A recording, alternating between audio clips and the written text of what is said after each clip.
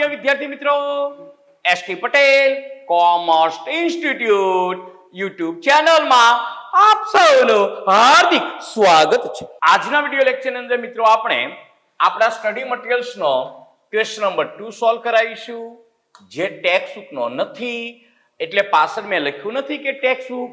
અને પહેલા લેક્ચરમાં જ આપણે વાત કરી ચૂક્યા છીએ કે question number 1 to question number 6 मतलब मेथड नंबर 1 ના જે 6 ક્વેશ્ચન છે તે મેં જાતે બનાવેલા છે, તે આપણા સ્ટડી મટીરીયલ સિવાય બીજે ક્યાંય તમને જોવા મળશે નહીં। અને હા, આ 6 ક્વેશ્ચન તમે સોલ્વ કરશો એટલે તમારું 90% ચેપ્ટર કવર થઈ જશે। ચલો હવે વાત કરીએ દાખલો ગણવા માટેના સ્ટેપની। અને સ્ટેપમાં 0 સ્ટેપ मतलब દાખલો ગણવા માટેના પત્રકો તૈયાર કરવા, ખાના દોરવા। અને અહીંયા હું ખાના દોરું છું, પરંતુ તેનો વિડિયો હું ફાસ્ટ ફોરવર્ડ કરી નાખીશ। તેમ છતાં કોઈને એમાં સમજણ ન પડે તો મારા પહેલા દાખલાનો વિડિયો જોઈશો તો પણ ચાલશે, અથવા તો ડિસ્ક્રિપ્શનમાં હું PDF ફાઇલ આપું છું, એ ફાઇલ ઉપરથી તમે ખાના દોરી નાખશો તો પણ ચાલશે।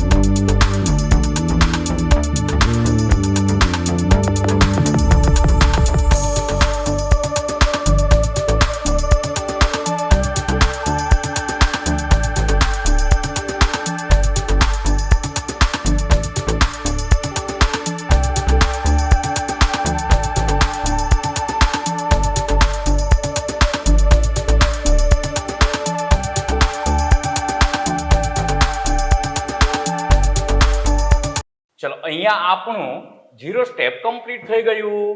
અહીંયા 7 લાઈનનું પુનઃમૂલ્યાંકન ખાતું, બાકીની જગ્યામાં ભાગીદારોના મૂડી ખાતા, અંદાજે 30% પેજમાં રોકડ ઓબ્લિક બેંક ખાતું, અને નીચે 70% પેજમાં ઝેડના પ્રવેશ બાદનું પાકું સરવૈયું। ચલો સ્ટેપ નંબર 1, મૂડી ખાતાની અને રોકડ ખાતાની બાકી લખો। મૂડી ખાતાની બાકી x ની 70,000, y ને 80,000, અને રોકડ ખાતાની બાકી मतलब આ દાખલામાં રોકડ ઓબ્લિક બેંક ખાતાની બાકી 10,000 રૂપિયા, તો લખી નાખો। ભાગીદારોના મૂડી ખાતામાં જમા બાજુ બાકી આગળ લાવ્યા, x માં 70,000, y માં 80,000 અને z માં ડેશ। અને રોકડ ઓબ્લિક બેંક ખાતામાં બાકી આગળ લાવ્યા, કેટલા રૂપિયા? તો કે સર 10,000। ચલો સ્ટેપ નંબર 1 પૂરું। મૂડી ખાતાની અને રોકડ ખાતાની બાકી લખો। હવે સ્ટેપ નંબર 2, જો કોઈ મુક્ત અનામત હોય તો જમા કરો, અને અવાસ્તવિક મિલકત હોય તો ઉધાર કરો જૂના ભાગીદારોને જૂના પ્રમાણમાં। ફરીથી બોલું, જો કોઈ મુક્ત અનામત હોય તો જમા કરો, અવાસ્તવિક મિલકત હોય તો ઉધાર કરો જૂના ભાગીદારોને જૂના પ્રમાણમાં. અને મુક્ત અનામતોના આપણે કેટલા નામ આપ્યા છે? 5 નામ. હવે જો તો 5 માંથી એક પણ મુક્ત અનામત આપી છે? તો કે સર હા. તો રોકાણ વધઘટ ભંડોળ એ તો ચોક્કસ હેતુ માટેની અનામત કહેવાય, મુક્ત અનામત ન કહેવાય, ફ્રી રિઝર્વ ન કહેવાય. એ તો ત્રીજા સ્ટેપમાં જશે. તો બીજા નંબરના સ્ટેપની કઈ? તો સામાન્ય અનામત, અનામત ભંડોળ, આકસ્મિક અનામત, આ પણ ચોક્કસ હેતુમાં જશે, મતલબ ત્રીજા સ્ટેપમાં જશે. અને મૂડી અનામત. અહીંયા 5 માંથી કેટલા નામ આપેલ છે? 4 નામ. કયું એક નામ બાકી રહી ગયું? નફા નુકસાન ખાતું. કારણ કે આ દાખલામાં મેં નફા નુકસાન ખાતાની ઉધાર બાકી મતલબ અવાસ્તવિક મિલકત તરીકે દર્શાવેલ છે. અને અવાસ્તવિક મિલકતોના 3 નામ: સંશોધન અને વિકાસ ખર્ચા, જાહેરાત ઝુંબેશ ખર્ચ અને નફા નુકસાન ખાતું. મતલબ આ 4 મુક્ત અનામતો ભાગીદારોના મૂડી ખાતે જમા કરી નાખો અને આ 3 અવાસ્તવિક મિલકતો ભાગીદારોના મૂડી ખાતે ઉધાર કરી નાખો. જૂના ભાગીદારને જૂના પ્રમાણમાં, મતલબ 2:3 ના પ્રમાણમાં. તો ફટાફટી લખવા લાગો. શરૂઆત કરી દઈએ ક્યાંથી? સામાન્ય અનામતથી. સામાન્ય અનામત 1 લાખ, એને 2:3 માં વહેંચો, મતલબ 40,000 ને 60,000. તમે તમારી રીતે વહેંચજો હો ને. લખો સામાન્ય અનામત ખાતે 1 લાખ ને 2:3 માં વહેંચો એટલે x ને આવશે 40,000 અને y ને આવશે 60,000 અને z માં ડેશ. પછી કઈ છે? તો કે સર અનામત ભંડોળ, એ પણ 1 લાખ. તો વહેંચી દો સેમ. અનામત ભંડોળ ખાતે 1 લાખ ને જૂના ભાગીદારને જૂના પ્રમાણમાં એટલે 40,000 અને 60,000 અને ડેશ. પછી વાત કરીએ ત્રીજી મુક્ત અનામત. તો ત્રીજી આકસ્મિક અનામત 36,000 ને 2:3 માં વહેંચી દો. આકસ્મિક અનામત ખાતે એમાં તો મારે પણ કેલ્સીની જરૂર પડશે હો ને. 36,000 ભાગ્યા 5 ગુણ્યા 2 એટલે આવશે 14,400. અહીંયા લખી નાખો 14,400 અને 3 21,600. અહીંયા આવશે 21,600 અને ડેશ. ચલો ચોથી અને છેલ્લી મુક્ત અનામત મૂડી અનામત 70,000. તો 70,000 ને વહેંચો, પેલા લખી નાખો મૂડી અનામત ખાતે.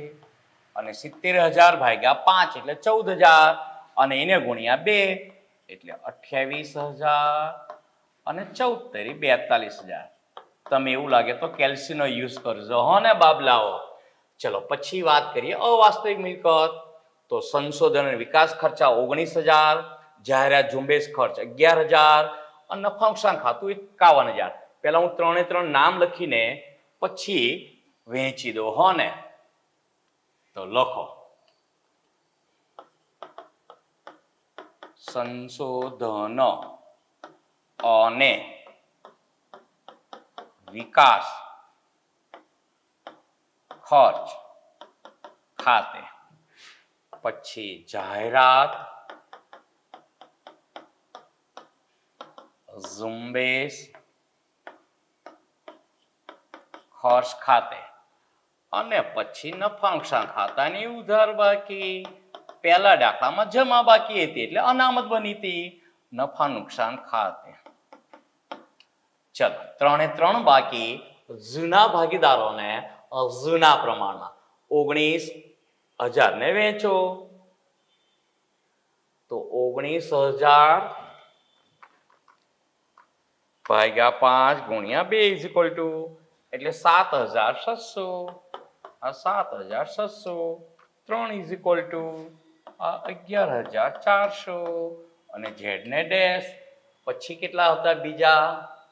તો કે સર બીજાની વાત કરતા હોય તો 11,000 અને પછી 51,000. તો કઈ વાંધો નહીં, 11,000 ભાગ્યા 5 ગુણ્યા 2 ઇઝ ઇક્વલ ટુ એટલે આવશે 4,400 અને 3 ઇઝ ઇક્વલ ટુ એટલે 6,600 અહીંયા ડેશ પછી હતા 51,000 51,000 ભાગ્યા 5 ગુણ્યા 2 ઇઝ ઇક્વલ ટુ એટલે આવશે અહીંયા 20,400 અને 3 ઇઝ ઇક્વલ ટુ એટલે આવશે 30,600 અને અહીંયા ડેશ. ચલો બીજા નંબરનું સ્ટેપ પૂરું. બીજા નંબરનું સ્ટેપ કયું હતું? જો કોઈ મુક્ત અનામત હોય તો જમા કરો અને અવાસ્તવિક મિલકત હોય તો ઉધાર કરો જૂના ભાગીદારોને જૂના પ્રમાણમાં. મુક્ત અનામતોના કેટલા નામ છે? 5 નામ. અને અવાસ્તવિક મિલકતના કેટલા નામ? 3 નામ. અહીંયા 5 માંથી એક નફાંશાંક ખાતાની બાકી નથી આપી, કારણ કે નફાંશાંક ખાતાની કોઈ પણ એક જ બાકી હોઈ શકે. અહીંયા આ બીજા દાખલામાં નફાંશાંક ખાતાની ઉધાર બાકી, મતલબ અવાસ્તવિક મિલકત કહેવાય. અને જો નફાંશાંક ખાતાની જમા બાકી હોત તો તે મુક્ત અનામત કહેવાય. પહેલા દાખલામાં મુક્ત અનામત તરીકે આપી હતી, બીજા દાખલામાં અવાસ્તવિક મિલકત તરીકે આપી. કમ્પ્લીટ બીજું સ્ટેપ. હવે સ્ટેપ નંબર 3. ચોક્કસ હેતુ માટેના અનામતની નોંધ કરો. ચોક્કસ હેતુ માટેની અનામતો કેટલી? 2. બંનેની 1 by 1 એન્ટ્રી કરી નાખીએ. પહેલા વાત કરી લઈએ કારીગર અકસ્માત વળતર અનામત. તે કયા ચોક્કસ હેતુ માટેનો ઉપયોગ થઈ શકે? તો કે અકસ્માતના દાવાની ચૂકવણી કરવા માટે, અકસ્માતના દાવાની ચૂકવણી માટેની જોગવાઈ કરવા માટે. જો તો કોઈ અકસ્માતનો દાવો ચૂકવવાનો આપણને કહ્યો છે તો કે સર હા. 8મા નંબરના હવાલામાં કારીગર વળતરનો દાવો ₹10,500 નો સ્વીકારો. હા, તો 10,500 નો કારીગરનો દાવો આપણે સ્વીકારીએ તો એ ચૂકવવા માટેની જોગવાઈ કરવી પડે.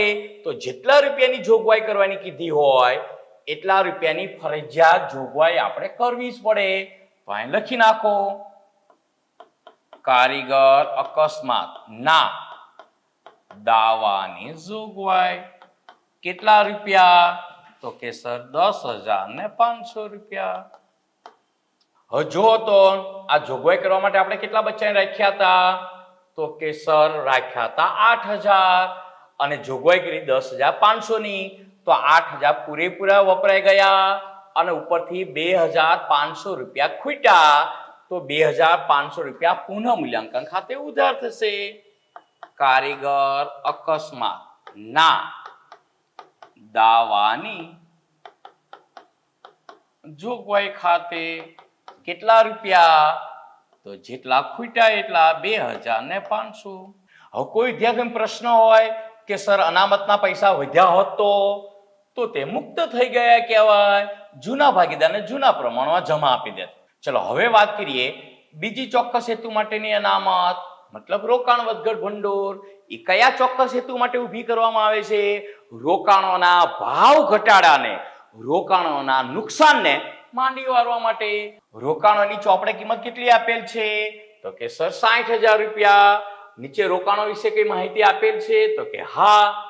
રોકાણોની બજાર કિંમત ₹75,000 છે. તો પહેલા બજાર કિંમતે નોંધ થાય કે બજાર કિંમત લખી નાખો. રોકાણો કેટલા રૂપિયાના? 75,000 રૂપિયાના. કઈ કિંમતે? બજાર કિંમતે. નવા ભાગીદારના પ્રવેશ બાદ નવા પાકા સરવૈયામાં મિલકતો અને દેવા હંમેશા બજાર કિંમતે નોંધાય. ચલો રોકાણો હતા કેટલાના? તો કે સર રોકાણો હતા 60,000 રૂપિયાના. થઈ ગયા કેટલાના? 75,000 રૂપિયાના. 60,000 રૂપિયાના રોકાણો 75,000 રૂપિયાના થયા. તો નફો થયો કેવાય કે નુકસાન? નફો. કેટલા રૂપિયાનો? 15,000 રૂપિયાનો. તો અહીંયા જમા કરો અને લખો રોકાણો ખાતે. ચલો હવે આવી જઈએ આપણે ત્રીજા નંબરના સ્ટેપમાં. ત્રીજા નંબરનું સ્ટેપ શેનું હતું? ચોક્કસ હેતુ માટે અનામતની નોંધ કરવાની. અને એમાં કારીગર અકસ્માત વળતર અનામતની વાત થઈ ગઈ. રોકાણ વધઘટ ભંડોળ 10,000 રૂપિયા હતું અને રોકાણોમાં ભાવ ઘટાડો કેટલા રૂપિયાનો થયો? તો કે સર થયો જ નથી. રોકાણોના ભાવ ઘટવાના બદલે ઉપરથી વધ્યા છે. તો રોકાણ વધઘટ ભંડોળ પૂરેપૂરું 100% મુક્ત થઈ ગયું. તો જૂના ભાગીદારોને જૂના પ્રમાણમાં જમા કરી દો. બીજા સ્ટેપની જેમ લખો રોકાણ વધઘટ ભંડોળ ખાતે કેટલા મુક્ત થયા? 10,000. 10,000 ને 2/3 માં વહેંચશો એટલે 10,000 ભાગ્યા 5 એટલે 2,000. એટલે અહીંયા આવશે 4,000 અને અહીંયા આવશે 6,000. તમે તમારી રીતે એવું લાગે તો કેલ્સી થી વહેંચજો હો ને. ચલો સ્ટેપ નંબર 3, ચોક્કસ હેતુ માટેના અનામતની નોંધ કરો. તે પૂરું થઈ ગયું. હવે સ્ટેપ નંબર 4, પાઘડી અંગેની નોંધ કરો. અને પાઘડી અંગેની નોંધના કેટલા મુદ્દા? 3 મુદ્દા. માં પહેલો મુદ્દો, જો ચોપડે પાઘડી દર્શાવેલ હોય તો તે માંડી વાળો જૂના ભાગીદારને જૂના પ્રમાણમાં. બીજો મુદ્દો, જો નવો ભાગીદાર પાઘડી પેટે રોકડ લાવતો હોય તો તેની 2 આમ નોંધ. રોકડ ખાતે ઉધાર, તે પાઘડીના પ્રીમિયમ ખાતે જમા. બીજી આમ નોંધ, પાઘડીના પ્રીમિયમ ખાતે ઉધાર, તે જૂના ભાગીદારના મૂડી ખાતે જમા. ત્યાગના પ્રમાણમાં. અને 2 આમ નોંધની ખતવણી કરશો એટલે સામે એન્ટ્રી આવી જશે. રોકડ ખાતામાં ઉધાર બાજુ અને ભાગીદારના મૂડી ખાતામાં જમા બાજુ. પણ સામેના ખાતાના નામ નહીં લખાય. સામેના ખાતાના નામ તરીકે પાઘડીના પ્રીમિયમનું ખાતું લખાય છે. તેમ છતાં પહેલા દાખલામાં તેના વિશે આપણે વાત કરી છે. હવે વાત કરીએ ત્રીજા મુદ્દાની. જો નવો ભાગીદાર પાઘડી પેટે રોકડ ન લાવતો હોય તો તેના મૂડી ખાતામાંથી કટ કરી નાખો. મતલબ કે નવા ભાગીદારના મૂડી ખાતે ઉધાર, તે જૂના ભાગીદારના મૂડી ખાતે જમા. સામેના ખાતાના નામ લખી નાખો. અને કયા પ્રમાણમાં? ત્યાગના પ્રમાણમાં. ચલો નોંધ કરી નાખીએ. પહેલા તો જો ચોપડે પાઘડી દર્શાવેલ હોય તો તે માંડી વાળો. 20,000 રૂપિયા દર્શાવેલ છે તો એને માંડી વાળો જૂના ભાગીદારને જૂના પ્રમાણમાં. તો અહીંયા લખો પાઘડી ખાતે. 20,000 ને 2/3 માં વહેંચશો એટલે 20,000 ભાગ્યા 5 એટલે 4,000 અને એને ગુણ્યા 2 એટલે 8,000 અને 3 એટલે 12,000 અને અહીંયા ડેશ. કોઈ વિદ્યાર્થીનો પ્રશ્ન હોય કે સર આની આમ નોંધ શું થઈ? તો એકદમ સિમ્પલ. પાઘડી ખાતાની ઉધાર બાકી હોય, તે ખાતું બંધ કરવું હોય તો પાઘડી ખાતું જમા થાય. અને અહીંયા ભાગીદારના મૂડી ખાતા ઉધાર થયા એટલે x ના મૂડી ખાતે ઉધાર 8,000, y ના મૂડી ખાતે ઉધાર 12,000, તે પાઘડી ખાતે જમા 20,000. ચલો હવે આપણને હવાલાની અંદર પાઘડી અંગેની જે માહિતી આપી હોય, પાઘડીનું ફલાણું, પાઘડીનું લુકડું, પાઘડીનું ઢુકડું, એ બધી જ માહિતી કલેક્ટ કરો. તો અહીંયા પાઘડી વિશે વાત કરીએ તો બીજા હવાલામાં ઝેડ મૂડી પેટે ₹60,000 રોકડા લાવશે, પરંતુ પોતાના ભાગની પાઘડી ₹10,000 રોકડમાં લાવી શકે તેમ નથી. ક્લિયર કટ કહી દીધું છે કે ઝેડ પોતાના ભાગની પાઘડી, એના ભાગની પાઘડી 10,000 રૂપિયા નક્કી થાય છે પણ રોકડમાં લાવી શકે તેમ નથી. સાદી ભાષામાં વાત કરીએ તો આપણને મોઢા પર કહી દીધું છે કે નવો ભાગીદાર તેના ભાગની પાઘડી ₹10,000 રોકડમાં લાવશે નહીં. બીજી કોઈ માહિતી પાઘડી વિશે આપણને આપેલ છે? તો કે સર ના. હા, તો નવો ભાગીદાર પોતાના ભાગની પાઘડી ₹10,000 રોકડમાં લાવતો નથી તો એની એક આમ નોંધ થશે. તો કે સર શું થશે? ઝેડના મૂડી ખાતે ઉધાર. અહીંયા હું 2 આંગળી બતાવું છું. ઝેડના મૂડી ખાતે ઉધાર, તે જૂના ભાગીદારના મૂડી ખાતે જમા. કયા પ્રમાણમાં? ત્યાગના પ્રમાણમાં. હવે આપણે પહેલા ત્યાગના પ્રમાણ વિશે વિચારી લઈએ. હવે જો તો આપણને ત્યાગ વિશે, મતલબ જૂના ભાગીદારો કોણ કેટલો ત્યાગ કરે છે તેના વિશે કે નવા પ્રમાણ વિશે વાત કરી છે? તો કે સર ના, ખાલી આપણને એટલું જ કહ્યું છે ઝેડને નફામાંથી 1/4 ભાગ મળશે. તો એનો મતલબ એવો થયો કે જૂના ભાગીદારો જૂના પ્રમાણમાં જ ત્યાગ કરતા હશે. જો આપણને દાખલામાં ન ત્યાગ વિશે કઈ માહિતી આપી હોય કે ન નવા પ્રમાણ વિશે માહિતી આપી હોય તો જૂના ભાગીદારો જૂના પ્રમાણમાં જ ત્યાગ કરે છે એવો એનો મતલબ થાય. એટલે અહીંયા જૂનું પ્રમાણ મતલબ 2:3 એ જ ત્યાગનું પ્રમાણ બનશે. તો નોંધ કરી નાખો પાઘડીની. હવે અહીંયા પાઘડી અંગેની આમ નોંધ આપણને માંગે નથી, પરંતુ શરૂઆતનો દાખલો છે એટલે પાઘડી અંગેની આમ નોંધ હું પહેલા રફમાં લખું અને પછી એની ખતોણી સમજાવી દઉં. પછી જો કે 3-4 દાખલા થયા પછી આમ નોંધ લખવાની જરૂર પડશે નહીં. તમે ડાયરેક્ટ જ ખતોણી કરતા થઈ જશો. લખો રફ.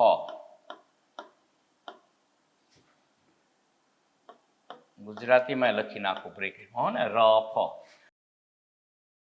ચલો રફ કામની વાત કરીએ તો નવો ભાગીદાર પાઘડી પેટે, કોઈ પૂછે કેવા પેટે તો કે પાઘડી પેટે રોકડ નથી લાવતો તેની આમ નોંધ. તો તેની આમ નોંધ શું થશે?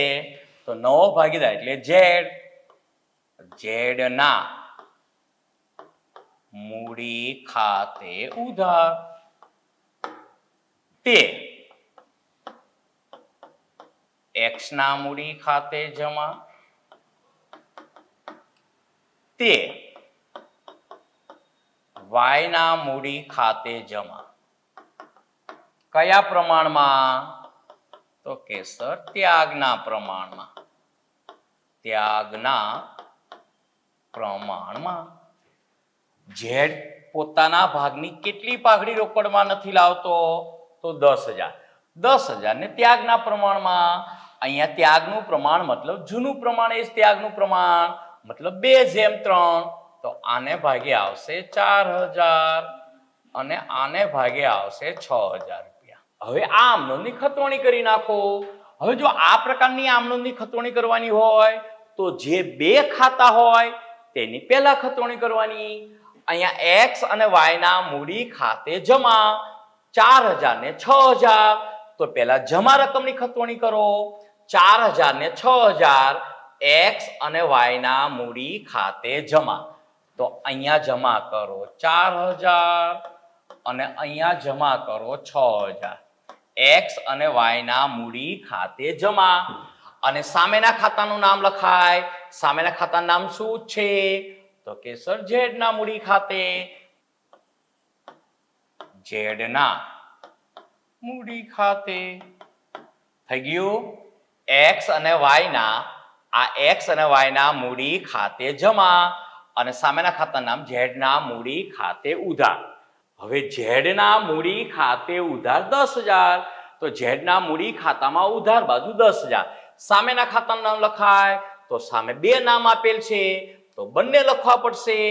એક્સ માં 4,000 અને વાય માં 6,000. તો લખો ઝેડ ના મૂડી ખાતે ઉધાર 10,000. પણ ડાયરેક્ટ 10,000 ની એન્ટ્રી નહીં થાય. 4,000 અને 6,000 અને સામેના ખાતાનું નામ તો અહીંયા લખાય છે એક્સ ના મૂડી ખાતે. એક્સ ના મૂડી ખાતે અને અહીંયા થઈ જશે ડેશ અને અહીંયા લખાય છે વાય ના મૂડી ખાતે. ડેશ અને ડેશ થઈ ગયું. ઝેડ ના મૂડી ખાતે ઉધાર 10,000. તે એક્સ અને વાય ના મૂડી ખાતે જમા 4,000 ને 6,000. સામેના ખાતાના નામ થઈ ગયા. એટલે આપણું સ્ટેપ નંબર 4 પૂરું થઈ ગયું. હવે સ્ટેપ નંબર 5 હવાલા અંગેની નોંધ કરો. તો વારા ફરતે હવાલા જોઈ લઈએ. તો હવાલામાં આપણને કહ્યું છે કે તારીખ 1/4/24 થી ભાગીદાર ઝેડ ને નીચેની શરતોએ પ્રવેશ આપ્યો. પછી પહેલો હવાલો ઝેડ ને નફામાંથી 1/4 ભાગ મળશે. એની કોઈ એકાઉન્ટિંગ એન્ટ્રી ન થાય. જ્યાં જરૂર પડે ત્યાં તેનો ઉપયોગ થાય. પછી બીજો હવાલો ઝેડ મૂડી પેટે ₹60,000 રોકડા લાવશે પરંતુ પોતાના ભાગની પાઘડી ₹10,000 રોકડમાં લાવી શકે તેમ નથી. પાઘડીની વાત આપણે ચોથા સ્ટેપમાં કરી નાખી. આની વાત બાકી છે. ઝેડ મૂડી પેટે રૂપિયા 60,000 રોકડા લાવશે તો સાવ સહેલું. રોકડ ધંધામાં આવે તો ઉધાર, રોકડ ખાતે ઉધાર, તે ઝેડના મૂડી ખાતે જમા. અહીંયા રોકડ ખાતે લખશો તો પણ ચાલશે અને રોકડ ઓબ્લિક બેંક ખાતે લખશો તો પણ ચાલશે. રોકડ ઓબ્લિક બેંક ખાતે. ઝેડના ખાનામાં કેટલા રૂપિયા? તો કે સર 60,000 રૂપિયા. અને આની ક્રોસ એન્ટ્રી રોકડ ખાતામાં ઉધાર બાજુ સામેના ખાતા નામ લખાય. ઝેડના મૂડી ખાતે કેટલા રૂપિયા? તો કે સર 60,000 રૂપિયા. થઈ ગયું.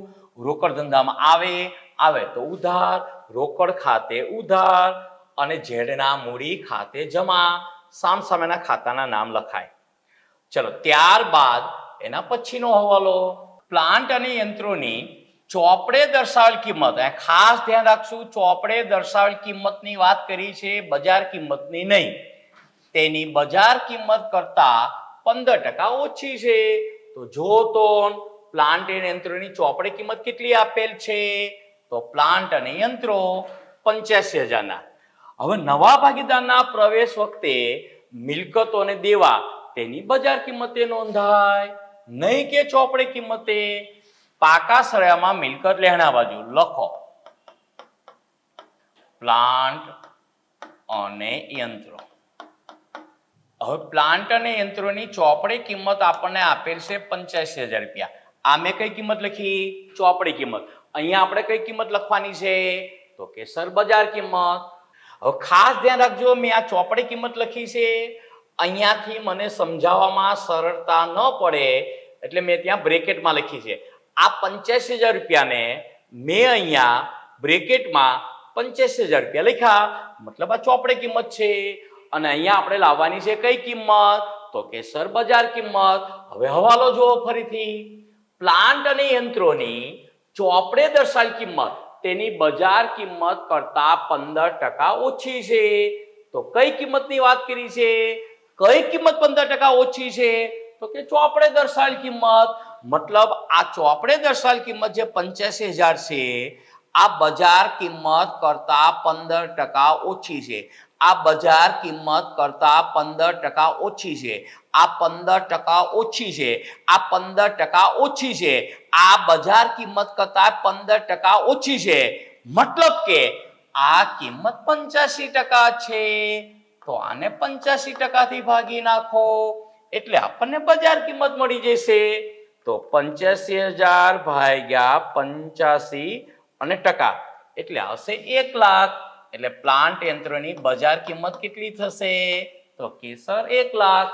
હવે તમે સાચું ખોટું જોઈ શકશો. શું આપણને હવાલો આપ્યો હતો? તો કે પ્લાન્ટ અને યંત્રોની ચોપડે દર્શાવેલ કિંમત તેની બજાર કિંમત કરતા 15% ઓછી છે.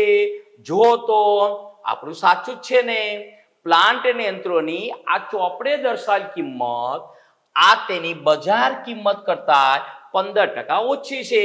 તો સાચું જ છે ને. બજાર કિંમત 1 લાખ, એના કરતા ચોપડે કિંમત દર્શાવેલ 15% ઓછી. તો 1 લાખ - 15% એટલે 85,000 આપણા ટેલી થઈ જશે. ચલો હવે પ્લાન્ટ અને યંત્રો હતા કેટલાના? તો કે સર 85,000 ના. થયા કેટલાના? તો કે સર 1 લાખના. તો પ્લાન્ટ અને યંત્રોની કિંમત વધી કે ઘટી? તો વધી. તો શું થયું કહેવાય? નફો થયો કહેવાય. કેટલા રૂપિયાનો? 15,000 રૂપિયાનો. તો પુનઃ મૂલ્યાંકન ખાતે જમા અને અહીંયા લખી નાખો પ્લાન્ટ અને યંત્રો ખાતે. આ યંત્રો ખાતે. ચલો થઈ ગયો હવાલો કમ્પ્લીટ. પછી વાત કરીએ આપણે ચોથા હવાલાની. ફર્નિચર અને ફિક્ચર્સની બજાર કિંમત 20% ઓછી છે. બજાર કિંમતની વાત કરી હોય તો ડાયરેક્ટ જ પ્લસ માઇનસ થશે. પેલી ઉલટી તેરેસી વાળું તો ક્યારે આવશે? જ્યારે પણ ચોપડે કિંમતની વાત કરી હોય તો. તેમ છતાંય આગળ દાખલામાં જો બહુ જ આવશે ત્યારે ડિટેલ્સમાં વાત કરીશું. અત્યારે ચોથા હવાલાની જ વાત કરીએ તો ફર્નિચર ફિક્ચર્સની બજાર કિંમત 20% ઓછી છે. તો 20% માઇનસ કરી નાખો. ફર્નિચર અને ફિક્ચર્સ 1 લાખના આપ્યા છે અને એની કિંમત 20% ઓછી છે. લખો ફર્નિચર અને ફિક્ચર્સ. ફર્નિચર અને ફિક્ચર્સ 1 લાખનું છે અને એની કિંમત 20% ઓછી, મતલબ 1 લાખ માઇનસ 20% એટલે 80,000. ફર્નિચર ફિક્ચર્સ 1 લાખનું હતું, એ 80,000 નું થઈ ગયું, તો એની કિંમત ઘટી, મતલબ શું થયું કહેવાય? નુકસાન થયું કહેવાય. કેટલા રૂપિયાનું? 20,000 નું. ફર્નિચર્સ ફિક્ચર્સ ખાતે. ચલો ત્યારબાદ પછીનો હવાલો. તો પછીના હવાલામાં શું કહ્યું છે? જમીન મકાનની બજાર કિંમત 200% વધુ ગણવી. 200% ગણવી નથી કીધું, 200% વધુ ગણવી, મતલબ પ્લસ કરવી. જમીન મકાન છે કેટલાના? તો કે સર 2 લાખના. તો લખો નવા પેઢીના પાકા સરવૈયામાં જમીન મકાન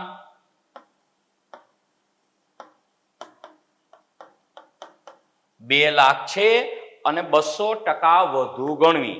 તો 2 લાખ પ્લસ 200% એટલે કેટલી થશે? તો કે સર 6 લાખ. હવે જમીન મકાન 2 લાખના હતા, 6 લાખના થઈ ગયા, મતલબ 4 લાખ રૂપિયા કિંમત વધી, એટલે 4 લાખ રૂપિયા નફો થયો. જમા બાજુ જમીન મકાન ખાતે, અને જમીન મકાનમાં 200% શું? 1000% પણ કિંમત વધી શકે છે. હને પછી છઠ્ઠો હવાલો. દેવાદારો પર 5% જ ગાલખાત અનામત રાખવી. અહીંયા જ વાપર્યો છે, એનો મતલબ એવો થયો પેલા કઈ વધારે રાખેલ હશે, કઈ વાંધો નહીં, 5% જ રાખીશું. દેવાદારો આપણને આપ્યા છે 40,000 ના. લખો દેવાદારો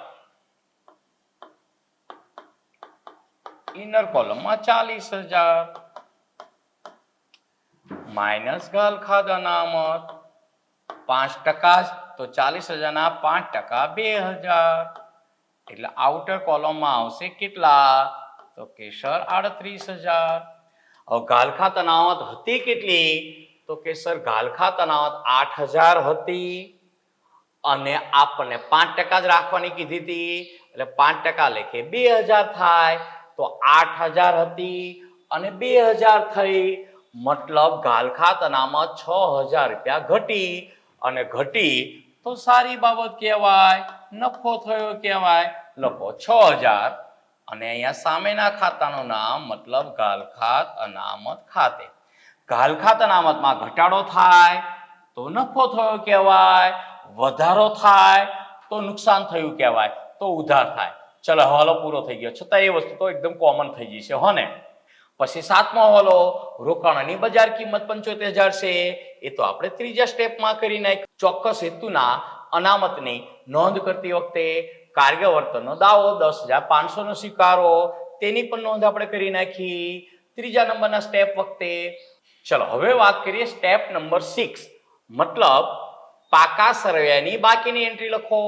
એમાં ખાસ ધ્યાન રાખીશું, આપણે મૂડી ખાતા બનાવ્યા છે, એટલે ભાગીદારોની મૂડી ખાતાની આખરની બાકી નવી અહીંયા લખાય છે, અને રોકડ ઓબ્લિક બેંક ખાતાની પણ નવી બાકી જે આપણને મળશે તે પાકા સરવૈયામાં લખાય છે.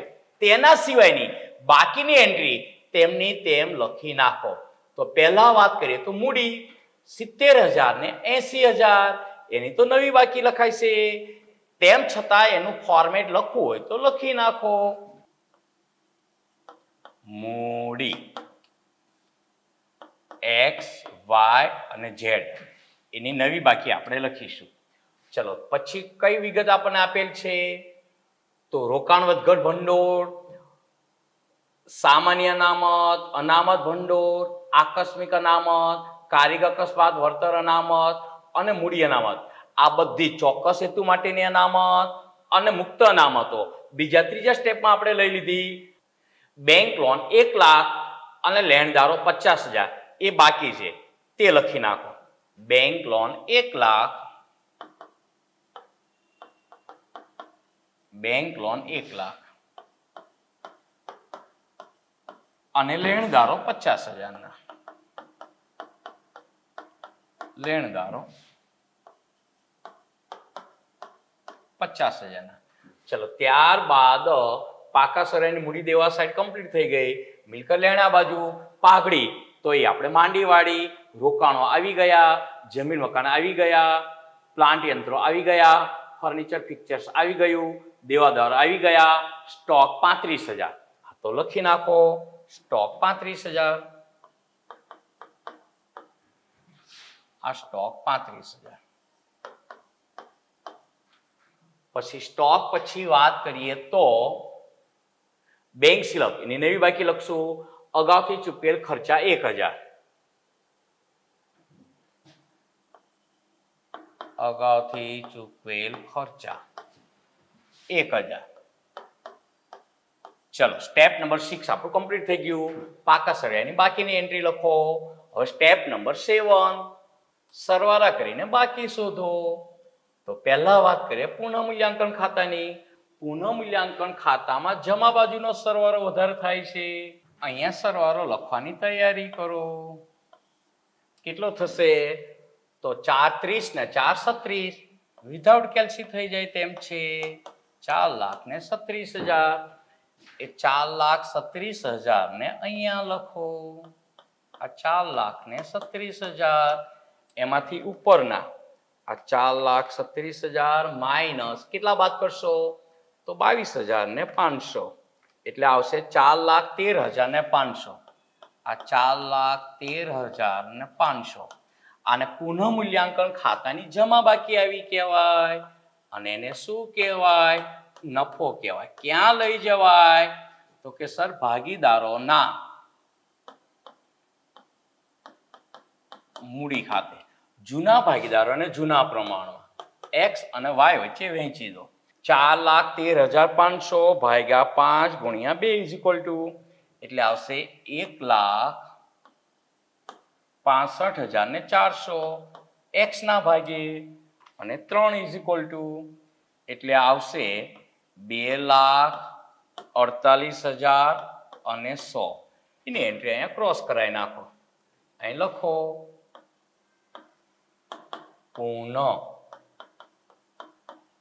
મૂલ્યાંકન ખાતે. અહીંયા શોર્ટમાં લખ્યું હોત તો પણ ચાલે હો ને. એક્સ ના ભાગે કેટલા આયા? 1,65,400.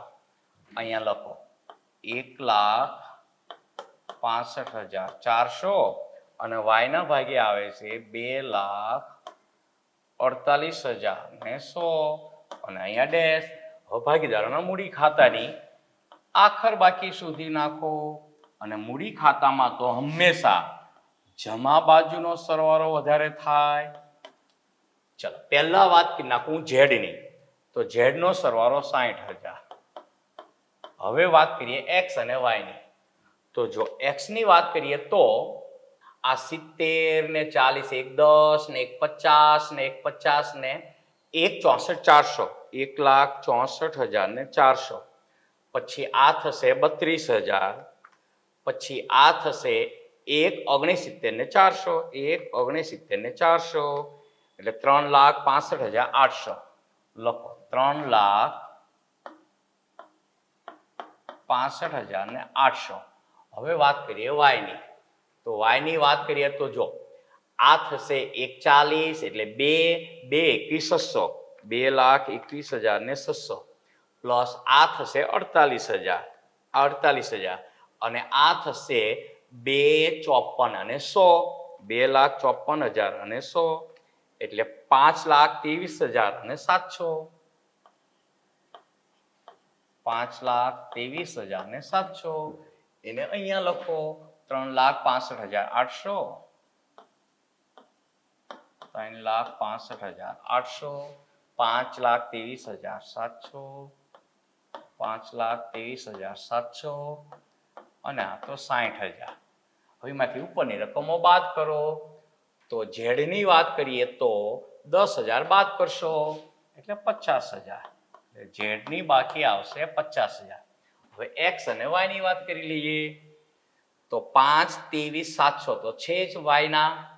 એમાંથી આની વાત કરીએ તો 18,000 માઇનસ 18,000 પછી આની વાત કરીએ તો 42,600 માઇનસ 42,600 એટલે વચ્ચે 4,63,100 4,63,100. હવે વાત કરીએ આપણે 3,65,800 માઇનસ આ કેટલા છે તો કે સર 12,000 માઇનસ 12,000 માઇનસ 28,400 એટલે કેટલા વધે છે તો કે સર 3,25,400 3,25,400. આને નામ આપી દો. શું આપી દઈશો? બાકી આગળ લઈ ગયા. અને ક્વેશ્ચન માર્ક મારે શિક્ષક તરીકે કરવો પડે હો ને. હવે ત્રણેયની આખર બાકી લખી નાખો. તો x ની 3,25,400 અહીંયા x માં લખો 3,25,400 પછી y માં લખો 4,63,100 4,63,100 અને z ના તો 50,000 આ z ના 50,000 અને ત્રણેયની મૂડીનો સરવાળો મતલબ પેઢીની કુલ મૂડી તો 3,25,400 પ્લસ 4,63,100 પ્લસ 50,000 એટલે આ થશે 8,38,000 અને 500. હવે વાત કરીએ રોકડ ખાતાની તો રોકડ ખાતામાં તો 10 પ્લસ 60 એટલે એ સરવાળો તો 70,000. એવું લાગે તો તમે કેલ્સીથી કરજો. કેલ્સી 1 કરજો પછી 10,000 પ્લસ 60,000 અને ઇઝિકલ ટુ આપશો એટલે 70,000 આવી જશે હો ને. એ 70,000 ને અહીંયા લખો. આ 70,000 માંથી કઈ ન જાય તો કેટલા વધે 70,000 અહીંયા લખી નાખો. બાકી આગળ લઈ ગયા અને ક્વેશ્ચન માર્ક એ 70,000 ની બાકી અહીંયા પાકા સરવૈયામાં મિલકત લેણા બાજુ દર્શાવી દો અને અહીંયા લખી નાખો રોકડ ઓબ્લિક બેંક શિલ્લક. હવે પાકા સરવૈયાનો સરવાળો કરો તો બંને બાજુનો સરખો થઈ જશે. અહીંયા મૂડી દેવા બાજુનો સરવાળો લખીશું અને અહીંયા મિલકત લેણા બાજુનો સરવાળો લખીશું. ચલો 8,38,500 તો છે અને આ કેટલા થશે 1,50 ને 1,60,500 પ્લસ 1,60,000 ને 500 એટલે 9,99,000. બહુ સરસ સરવાળો મળ્યો. બોલો 9,99,000 એ 9,99,000 ને અહીંયા લખો 9,99,000. હવે અહીંયાની વાત કરીએ તો 1,00,000 પ્લસ 6,00,000 એટલે 7,80,000 7,80,000 પ્લસ 75,000 પછી આ થશે 5,70 એટલે 73,000 પ્લસ 73,000 અને આ તો 71,000 એટલે સરળ થયો 9,99,000. આપણું પાકું સરવૈયું ટેલી થઈ ગયું અને આપણા દાખલાનો શું બંધ આવ્યો. અને આ ગણિત દાખલાની PDF ફાઇલ હું નીચે ડિસ્ક્રિપ્શનમાં આપી દઉં છું. તો મળીએ છીએ મિત્રો નેક્સ્ટ લેક્ચરમાં. ત્યાં સુધી સર્વ વિદ્યાર્થી મિત્રો મને રજા આપશો. સર્વ વિદ્યાર્થી મિત્રોને મારા જય શ્રી કૃષ્ણ.